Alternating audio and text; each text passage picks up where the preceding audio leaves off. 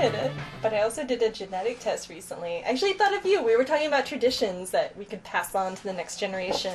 I think I commented on your Facebook about that. I said I'm like Is that a real thing we get to say to each other in life now? Are you telling me this story in real life? And then people will reminisce about comments that they made on each other's Facebook. You know, I was actually disturbed recently. A friend of mine, for some reason, I was scrolling through Facebook and I saw that this kid had been engaged like a month ago. I wasn't quite sure what to say, just basically, congratulations, I guess I haven't checked Facebook in a while, you know, but like I'm late to the news. And they never wrote me back. It was kind of this weird social convention. I was like, well, yeah, we posted it. Why didn't you see me? Well, but not everybody gets on there all the time. Like, I've always gotten the impression you're not on there, like, all the time, so... I'm on there like multiple times a day, and I'm posting shit honestly, there constantly. Like, even for a person who feels like I'm not on there all the time. Yeah.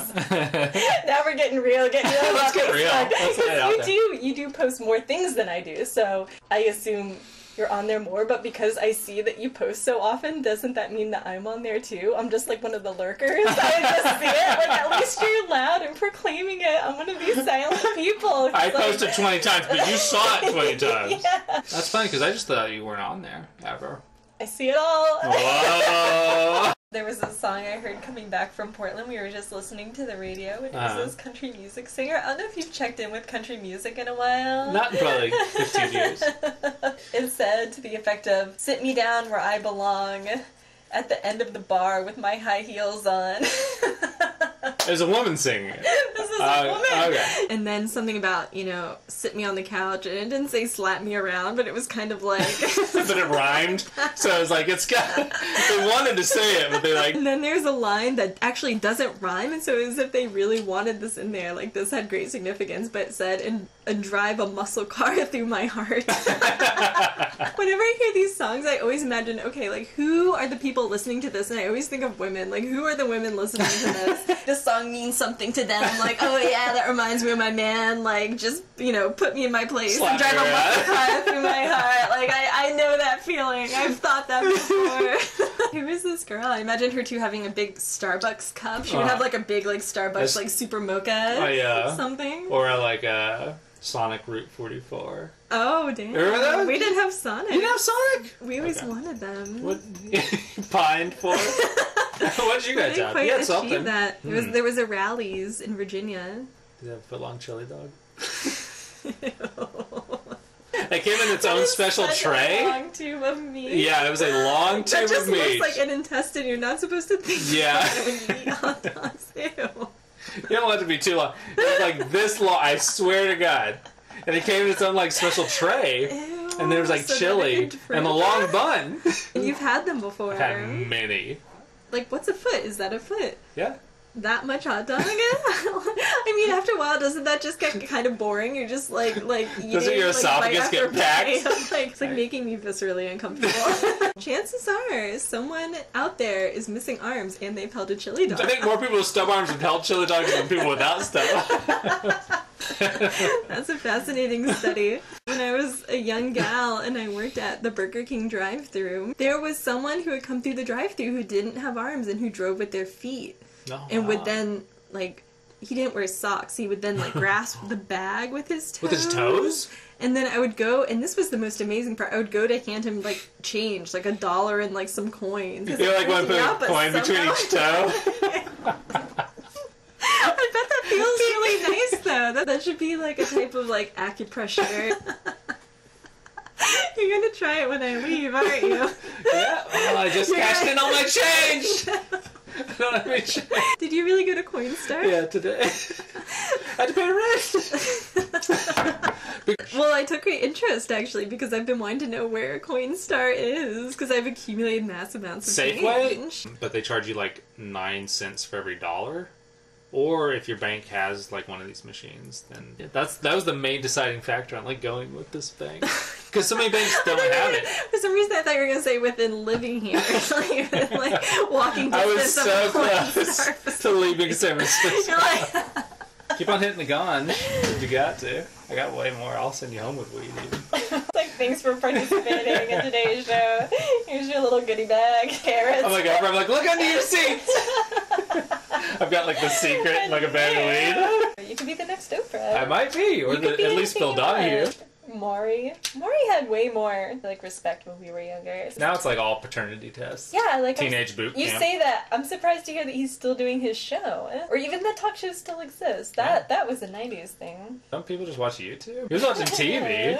People who watch Judge Judy. Yeah, exactly. It's Which what is they most watch people. before they watch Judge Judy. Like, this is good, but what I really want to see is people doing this in court. Judge and Judy. What is that? Who's that? No. I was gonna do like a Telemundo voice, but then I did like a Japanese like game show voice. I'll tell you one crazy nature fact. Okay. Maybe two. If I don't ruin the first Why am one. I holding out on the nature facts? You tell you as many as you want.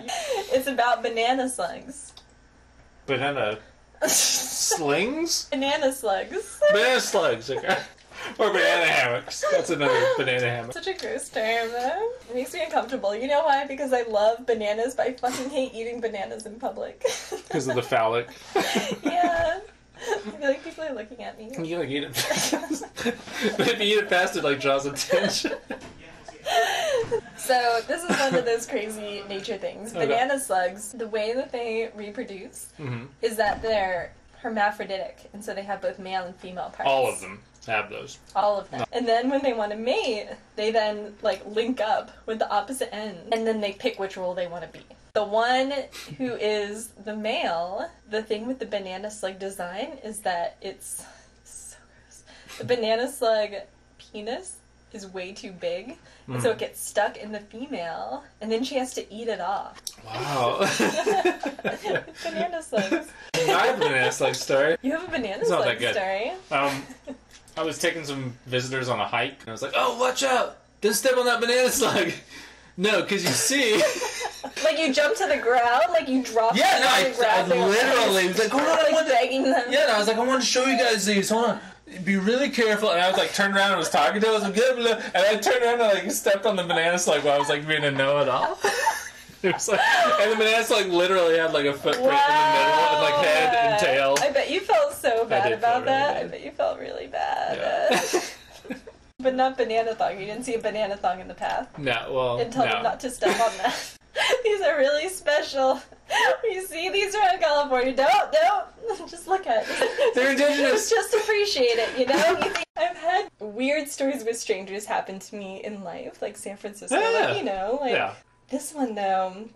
This one might be the weirdest. This might be the weirdest story. I'm in Morgantown and it's the summer and it was the end of the day and I was working in a bookstore and there was a woman there, she was my boss who also was an artist and she said, "Hey, it's the end of the day. I'm working at this art fair tomorrow. I'm going to have a booth. It'd really help me out if you could just put some of my art in your trunk and drive it down to the river and I'll be down later to help set it up." I was like, "Yeah, sure. Like, that's great." It's the summer, I feel like doing anything. It's like warm out, like in a skirt and a tank top, like feeling good. And I get down to the river and I'm in my trunk, I'm taking her boxes out, and I hear a voice over to the side of me that says, "Oh, can I help you with that?" I turn and looked and it's a guy with no arms. He was missing his arms below his elbows. Oh, wow. And he was holding out his arm stubbins asking if he could help. Like, "Oh, like, can I help gesturing Yeah. with this big box?" And then I was like, "Yeah, no, like, that's okay. I think I have it from here." But he kind of like brushed me out of the way and just took the box and started walking it down the trail to where this booth was. So I was following him and pointing out the table. He puts it down on the table. And then, you know, I said thank you, hoping that he would go away. But as I stood there looking down, unpacking the box, trying really not to acknowledge him, he said, "Oh, so are you going to pay me?" Like a hustle. "What? No, I don't have any money." He said, "Well, how about a sandwich?" I was like, "I don't have a sandwich either to pull out and give you." And went back to unpacking the box. And then he said, "Well, then how about a massage?" And he Ooh. started massaging me, my bare back with Wow. really fast, like Like karate chopping? Before I realized what was going on, and screamed and Oh ran my back up the God. hill. Oh my god, that is such a weird story. It's like David Lynch story. I forget that you were in high school sometimes. Yeah. Were you saying that you were in an environment where there were cheerleaders? And I had like hair down to the back, like the middle of my back. Yes, I did. What? I had like a Tool t-shirt. What? Who were the friends that you had in high school? Was it all different kinds of people? I didn't have friends in high school. I was such a weirdo. I was really social anxiety, which I didn't get over until, like, college. I was poor, so I, like, wasn't dressed quite correctly. Yeah, high school I had, like, one good friend for most of high school. What does social anxiety mean? Basically, like, a tech IT guy. It's like, no, don't talk to me. And I was just like, wow. Yeah. What do you think? Really shy. What do you think would happen then if people tried to talk to you? I really don't remember anyone trying to talk to me at all. Untested. I was such a weird condition. kid. Like, I had a mullet way longer than I probably should have because I moved from the country to the city, and in the city no one had mullet. It was a different time. This was the 90s. I saw these young kids today who were dressed in 90s fashion. They were like junior high age. And when I heard that 90s fashion was coming back, I imagined it being like 90210 style with the really tight tutu dresses and like the DJ Tanner bangs where you kind of like sweep your hair. Like hypercolor shirt. Yeah. But it wasn't. It was actually more complex than that. It was these collared, baggy, almost like silk blouses, like professional women's. Yeah. Like so you've seen this too. Totally. That's the part of the 90s that came back was like older woman professionals in 90s. Kids that have no idea they were like 3. Shit. Does that mean so if I like 70s tones and 70s clothes, like that's the same thing basically? I was born in 1982. Yeah. Then yes, you're the same. Oh, you know, I've never thought about it like that, but that's totally true. I can't be too angry at these kids. What year were you born? 79. So what are the kinds of cartoons then that you grew up with? I feel like that in like our country is how you place. You and I grew up with the same stuff. I mean, like David the Gnome. Yeah. Maya the Bee. Maya the Bee. You remember Maya the Bee? What did she do? The Little Bits. Elves and that. What were the Little Bits? I don't remember. They were like little elves. Like they were tiny and had like pointy ears, but they like lived in the wall. It was kind of creepy. I never watched the Little Bits. It was like this derelict house, and they looked like street urchins. So this pregnant friend, I saw her belly with the little person inside of her move the other day. Whoa. She and I have actually been learning and talking a lot about feminism. I'm not laughing about it. I love feminism. See, that's the problem. That's I don't love it. I hate it. There. There was another good PBS documentary, this one about feminism that I watched, and it was actually amazing. I'd always avoided things like that in the past, and at the end of the last one, they talked about these people who had founded a magazine. One of the first articles they had put in their magazine was telling women how to see their cervix. Wow. And I thought, I don't know how that works. Like, how does that happen? To see your cervix? Mm-hmm. I haven't done it. I haven't done it. You've totally done it. No. I looked it up online. Apparently, women in the 70s, like when this article came out, would have like cervix viewing parties. And you need like the speculum to see it in a mirror. It's like okay, so that's I love that story. That's a lot of information to take in. I'll just let you sit with that one for a second. Well, so then I looked online, like how does one get one of these devices? And it turns out that they sell them on Amazon, but for a lot of money. The metal ones, Speculum, if you're gonna like use them a lot, but they sell cheap plastic ones, but only in boxes of 10. You can have a party, a 10-pack. No, so I bought one. I haven't opened What? At first you're like, yeah, I was just that was weird. And I was like, yeah, I bought a thing to do it. I bought the box of 10, and I was feeling really amped up after this like feminist thing, like yeah, like women should want to do this. So I emailed a bunch of my female friends asking them who wanted one. I was like, I just bought a 10-pack. Let me know if you want one. And I got a range of responses from people saying like, hell yeah, that's great. To some girls saying like, I've already done that, like in a party setting. To someone who just wrote back and they're like, no, that's gross. And they kind of shook me back to reality. That person that friend who wrote me back was like, I don't even want to know like what you're talking about. Like, I'm pretty sure I don't need to do that. Like, no thanks. There are those points where you're like, am I weird? It's like a FedEx box is just sort of like sitting. I keep moving it around like it needs to like, be in a different place. And he's like, what are you doing? No. No, don't ask. I don't know. Never been opened. It's been there a month. But if you want one, let me know. I was gonna charge them because women should just have them. I should just give them out, right? Yeah. Was it? That's the dude. Was it $10 for 10? Are you curious? Did you see the picture of the basketball player who broke his leg and the bone was shooting out of his leg? Oh no. This was something on the news. This was the big Wow. story. That CBS was refusing to show the playback of what happened because it was so gruesome. Yeah. And all the other players who saw this happen were holding each other up and were all woozy in the middle of the court. And some guys dropped down to their knees and just started sobbing. And it was because this guy, I haven't seen the replay, but I saw the after picture, somehow did something where when I looked at the photo, his leg was bent like this and here's his knee. And then it was bent here, and his foot was down, and I was confused. I was like, thinking about like, wait, his second knee, like his other knee, why is Like a horse? But it broke there, and the bone was actually sticking out. Oh! His leg was dangling, and he was just sitting there, and you could see like the whiteness of the bone. It was horrible. Wow. It was like a scene of like chaos and like It's like Dante's like Inferno. vomiting and crying and like rolling around, and like this guy's like holding his bone up. There's like a devil guy poking somebody, and like two of the guys are having sex. It's like, we need more stuff like that. They should have aired that like 100 times over, like to just like wake people up. That's what America needs. But you said like they're all woozy and like that. Yeah. That needs to be something that people see. Is like Because it's real. Because like- it's keeping it real. yeah. I never really thought about it, but keeping it real is really important to me. I think That's the most emo thing I've ever heard you say. Now suddenly we're in high school. Now I know. I mean, Now I know that. I mean, keeping it real in a deeper sense. That, you know, like, people should see those things on, like, national television. And, like, whoa, bones break. You actually do have a real point. If you think about the emotions we see expressed on TV, it's always like the positive. It's either like the people like weeping. Have you ever seen the show? What the fuck is it called? Where they surprise a family by building them not only a new house, but they. Oh my god, Jacob, the show is so fucked up. It is so fucked up. Where?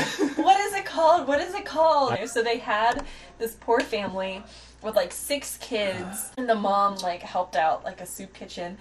They surprised them by like playing them a video and telling them that they were all going to like this Chicago Bulls basketball game that was their favorite team, and they're all like, "Woo!" and we're gonna meet the players. And then the person says, "But that's not it. And here's a message from like blah blah blah at this university." And this guy gets on the video who says, "I've learned about your family and I want to offer full college scholarships to all of your children." It's like 7 kids and the parents are crying and the kids are freaking out. So now they're going to a basketball game and they get full college scholarships.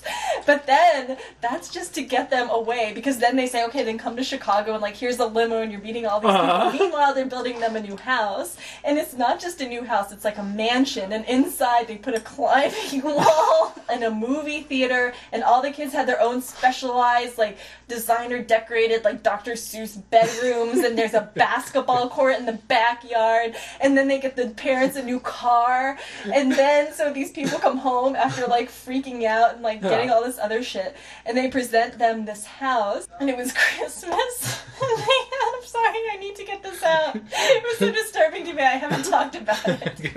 They had a Christmas tree. It was Christmas. Only it was like this artificial tree as tall as the house, and they had lights that were like part of a light show, and then they press play and they made like this family's freak out because they just saw their new house. Then they stand and make them watch this like 5-minute light and like orchestrated music show that's like louder and louder, and like they're dancing around, but you can kind of tell that the producers are telling them to dance around because they're like overwhelmed, and like who wants a house with like a giant light up Christmas tree that plays fucking like whatever the shit music that was. And then they go into the house and it's like the basketball court, the climbing wall, and the new car, and that, and then they're like, "But that's not all," and the family's like freaking out. Then they give them, you know, $100,000, and they're crying. They're like, "And then we're gonna give you this," and you're like, at some point, you're like, just stop. You can't you can't wring any more emotion out of these people. They're exhausted. You've given them too much. They're too happy. They're crying. It's like overwhelmed, but like more and more and Oh my more. God. So I agree with you that people need to see like broken bones and not just basketball players on TV, just to even it out, just to mix it up.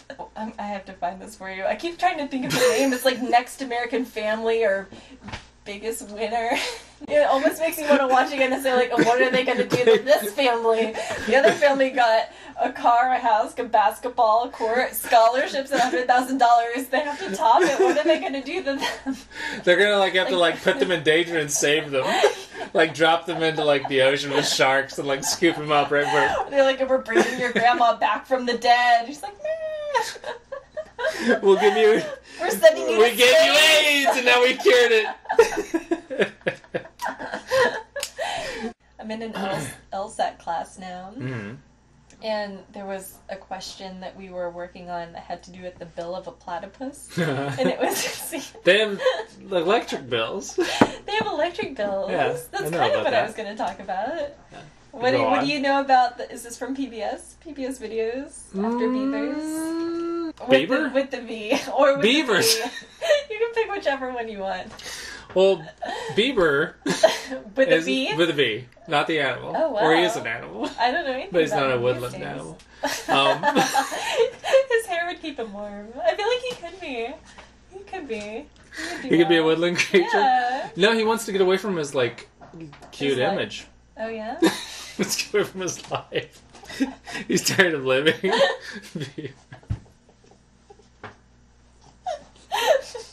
So Bieber, He Right. wants to be taken more serious. as an artist, Yeah, like he doesn't want to be cutesy anymore. He wants to be like tough. I thought of the saddest story. Lay it I'll on tell me. you really quickly. Okay, for the podcast.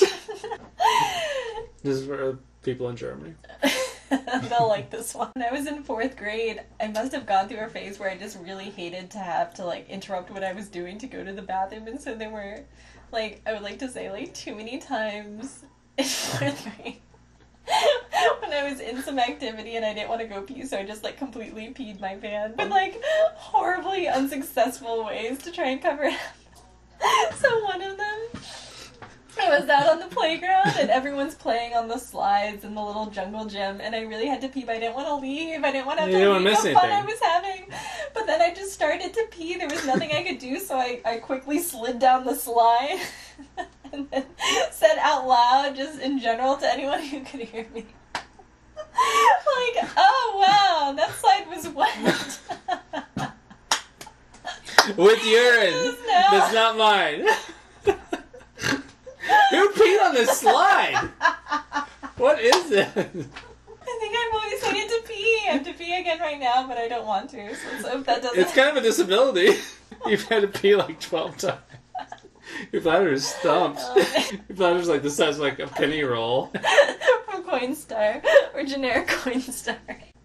Don't forget to put coins in between your toes after I Oh, leave. yeah. What was that? Oh, the guy who would get changed from Burger King with his toes. I'll just tell you by way of confession, the other time I remember the pants peeing, my mom substituted at that school, and after school, I would leave class and wait for her, and we would drive home. Mm.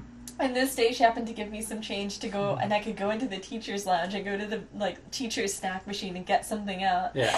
And as I was standing in front of the snack machine trying to decide what to order, I had to pee. I didn't want to leave because I was like, It's really such a into special this thing. decision. So I was just kind of like moving in front of the snack machine, and then there was this like leather teacher's chair in front of the snack machine, and I just sat down and was like still looking at it, and then I just peed all over the teacher's chair after school. And I don't know if I got the snack, but then I just got up and left. This chair's wet. Did like someone like spill their drink? Is there like a ceiling leak? What is this?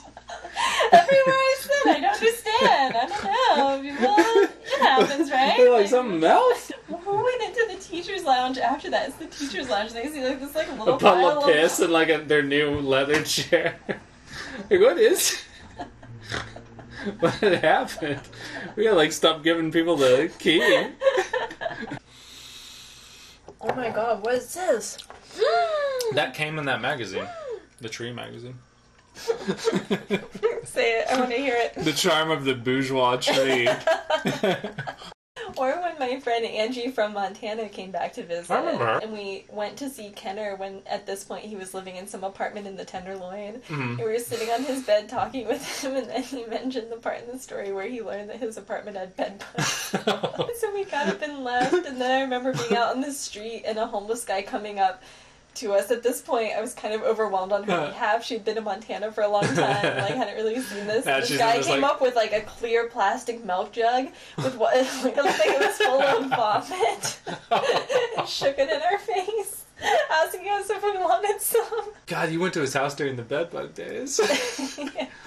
After that, he moved into a place and gave them bedbugs and got like kicked out. You guys didn't get it though. No, we didn't. Yeah, you guys we're gonna go. Or now. actually, there was a slight moment when we thought we did, and we actually called in. This was my fault. I looked up an exterminator online, and I found this person who said they did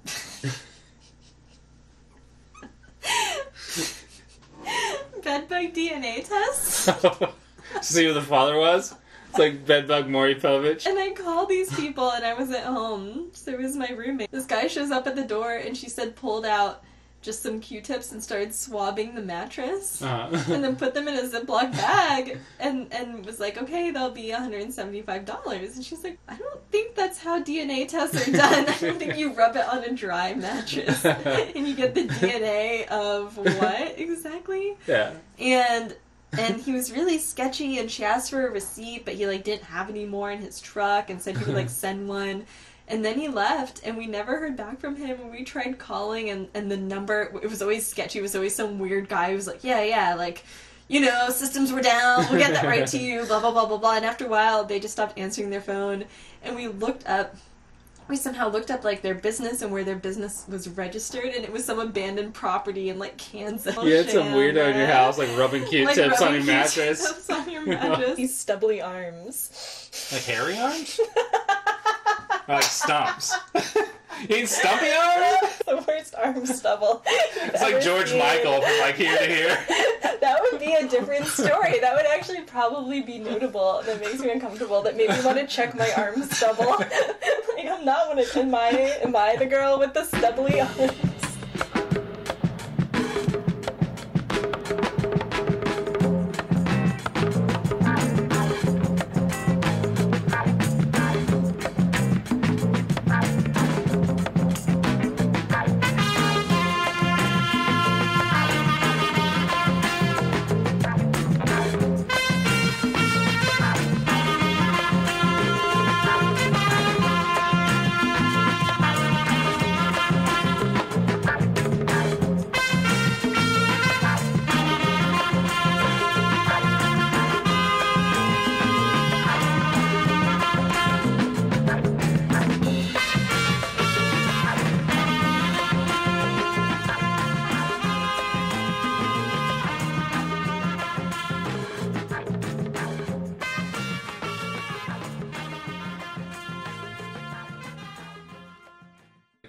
Because she was lesbian when she met me. And then I was like her exception. Like she was like trying to date once.